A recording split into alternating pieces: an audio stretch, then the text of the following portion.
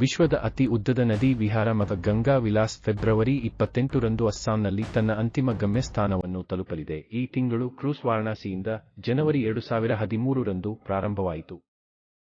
Cruise 200 ಕಿಮಿ ಕ್ರಮಿಸಿ ಅಸ್ಸಾಂನ ದಿಬ್ರುಗಢವನ್ನು ತಲುಪುತ್ತದೆ. Cruise 36 ಪ್ರಯಾಣಿಕರನ್ನು ಹೊತ್ತೊಯ್ಯುವ ಸಾಮರ್ಥ್ಯವನ್ನು ಹೊಂದಿದೆ. ವಿಶ್ವದ ಅತಿ ಉದ್ದದ ನದಿ ವಿಹಾರ ಜನವರಿ 28ರಂದು ಅಸ್ಸಾಂನ ದಿಬ್ರುಗಢಕ್ಕೆ ಆಗಮಿಸಲಿದೆ. ಇದು ಜನವರಿ 13ರಂದು ವಾರಣಾಸಿಯಿಂದ ಪ್ರಧಾನಿ ನರೇಂದ್ರ ಮೋದಿ ಅವರಿಂದ ಪ್ರಾರಂಭವಾಯಿತು ಎಂದು ಸುದ್ದಿ ಸಂಸ್ಥೆ ಪಿಟಿಐ ವರದಿ ಮಾಡಿದೆ.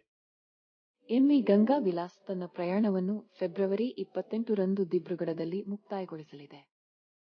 ಭಾರತದ ಒಳನಾಡು ಜಲಮಾರ್ಗಗಳ ಪ್ರಾಧಿಕಾರವು ಬಂದರುಗಳು, ಶಿಪ್ಪಿಂಗ್ ಮತ್ತು ಜಲಮಾರ್ಗಗಳ ಸಚಿವಾಲಯದ ಆಶ್ರಯದಲ್ಲಿ ಅದೇ ದಿನ ದಿಬ್ರುಗಢದಲ್ಲಿ ಸ್ವಾಗತ ಸಮಾರಂಭವನ್ನು ಆಯೋಜಿಸುತ್ತದೆ ಎಂದು ಯುಎಇ ಹೇಳಿಕೆಯಲ್ಲಿ ತಿಳಿಸಿದೆ. ಅಸ್ಸಾಂನಲ್ಲಿ ಕಾರ್ಯಕ್ರಮವು ಭಾಗವಹಿಸಲಿದೆ.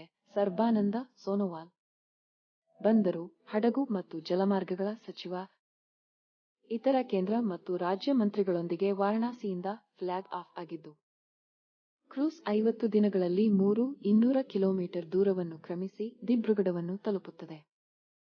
ಏತನ್ಮಧ್ಯೆ ಗಮ್ಯಸ್ಥಾನವನ್ನು ತಲುಪುವ ಮೊದಲು ಇದು ಪಾಟ್ನಾ ಸಾಹಿಬ್, ಬೋಧಗಯಾ, ವಿಕ್ರಮಶಿಲಾ, ಢಾಕಾ, ಸುಂದರಬನ್ಸ್ ಮತ್ತು ಕಾಜಿರಂಗ ರಾಷ್ಟ್ರೀಯ ಉದ್ಯಾನವನದಲ್ಲಿ ನಿಂತಿತು.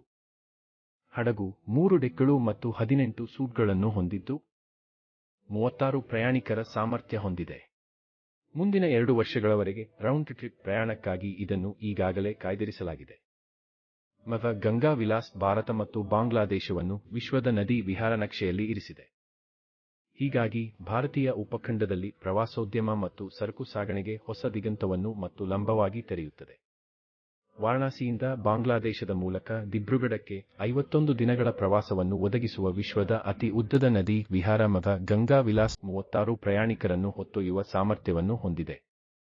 ಉದ್ದದ ನದಿ ವಿಹಾರಕ್ಕೆ ಟಿಕೆಟ್ ದರ ಸುಮಾರು 25,000 ರಿಂದ 50,000 ರು. ಸಂಪೂರ್ಣ ಪ್ರಯಾಣಕ್ಕೆ ಪ್ರತಿ ಪ್ರಯಾಣಿಕರಿಗೆ 20 ಲಕ್ಷ ರು.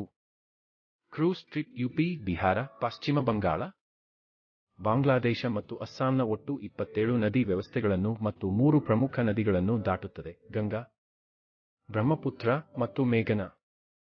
ಇದು BHI ಕನ್ನಡ ವಾಹಿನಿ. ದಯವಿಟ್ಟು ಲೈಕ್ ಮಾಡಿ ಮತ್ತು ಚಂದಾದಾರರಾಗಿ. ಎಲ್ಲರಿಗೂ ಧನ್ಯವಾದಗಳು.